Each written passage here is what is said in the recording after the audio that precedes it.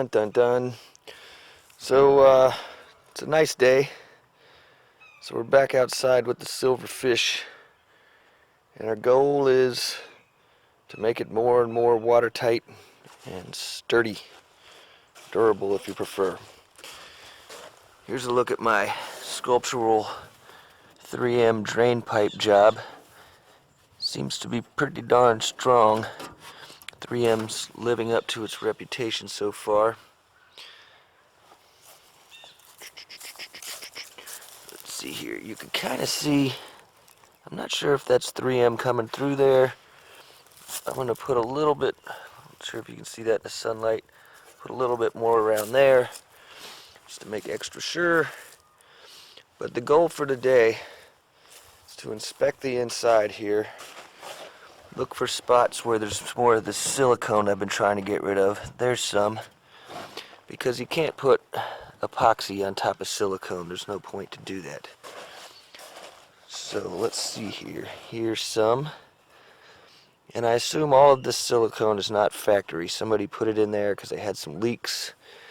And they got into a desperate situation trying to, rather than figure out exactly where the leaks were coming from, they just went crazy with silicone.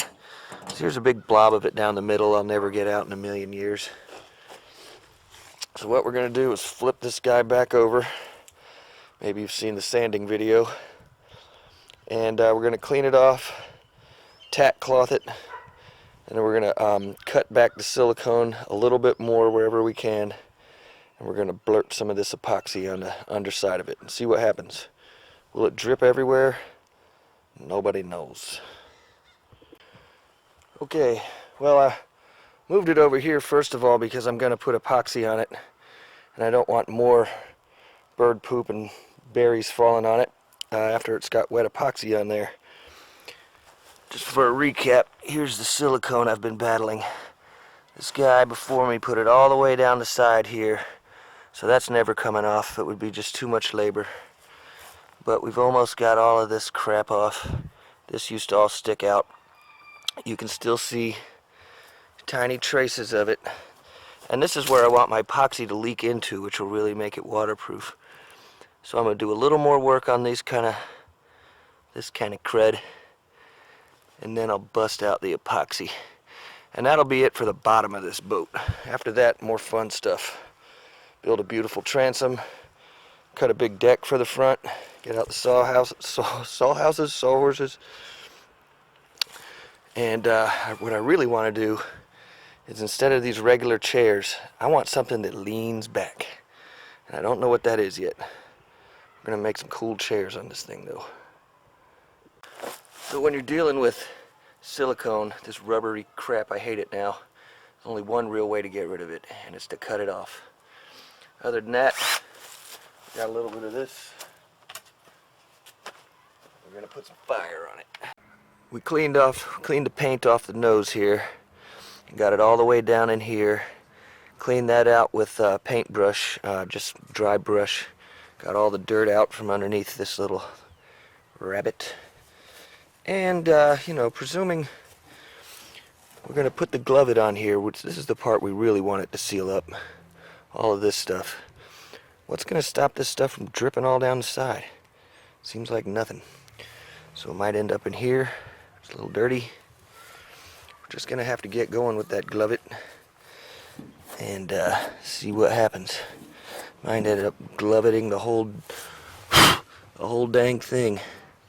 Alright, let's go mix up the Gluvit. There's a big loud truck may drive by, but we're just going to go ahead and do this. Here's the precious goop. Here's some precious gloves that I'm going to go ahead and put on now, in case this Gluvit starts getting everywhere. That's what I call it, by the way. It's Gluvit. $75 for this little jar, so we're going to mix up some of it. There's an old can of nuts. And if we need more, we'll mix more. Alright, taking the little seal off of the hardener. Ooh, I'm already getting scared. That's good enough for that. Let's see what this stuff looks like. Hopefully it's not separated or anything like that.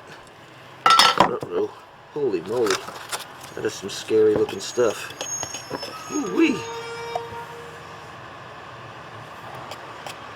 Alright. It doesn't appear to be separated. It just looks like that. Almost looks like metal. It's like brownish, purplish metal. It's thick. That doesn't mean it won't drip. Alright. That looks like an amount that would cover the hull of a boat for sure. Almost certainly too much. See if we can stop it from dripping on the porch. So that was about half.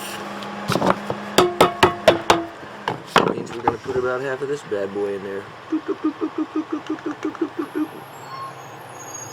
believe that'll do it. A little bit more. Cap this back. Uh-oh, here comes that loud truck. Dun dun dun. Alright, we're going to stir it up. Tack cloth. And a moment of truth. Yeah. I did one tack cloth per side. That's all mixed up. This is as clean as it's going to be for somebody that doesn't like to be too precious about these kind of things. Isn't going to be any slick paint job or anything like that. I want it to look okay, but I mostly just want it to work. Alright, let's see what happens when we put this goop on here. Here's the moment of truth. Captured on cold chandelier. There's a good amount of goop. It's pretty scary looking. Wow, it's thick. Alright, I'm gonna go crazy with this now.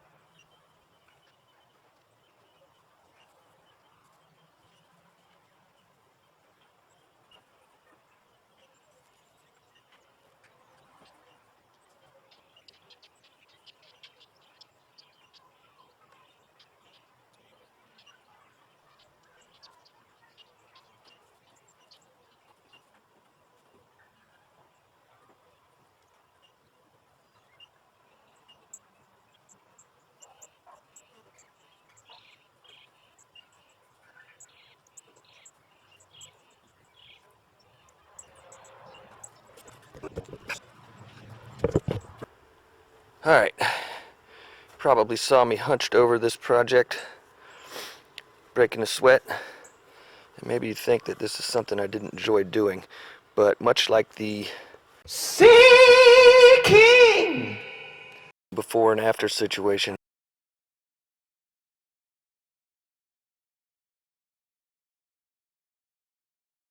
this is an extremely satisfying thing to do.